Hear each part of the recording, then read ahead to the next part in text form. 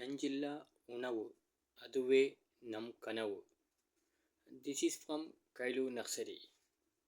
இன்றைக்கி நம்ம பார்க்க போகிறது ரெட் பனானா பற்றி. தாயகம் west Indies and central America. 1980 and 1880 Toronto சந்தையில் இந்த ரெட் பனானாஸ் விற்கப்பட்டது. இப்போது தமிழ்நாடோட சவுத் பகுதியில் பயிரிடப்படுகிறது.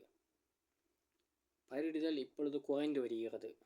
இந்த பழத்தோட பெனிஃபிட்ஸ் என்னென்னா, அதிக அளவு உயிர்ச்சத்து, விட்டமின் சி, இரும்புச்சத்து, நார்ச்சத்து, பொட்டாசியம், பீட்டா கரோடின் என எண்ணற்ற சத்துக்களை கொண்டது.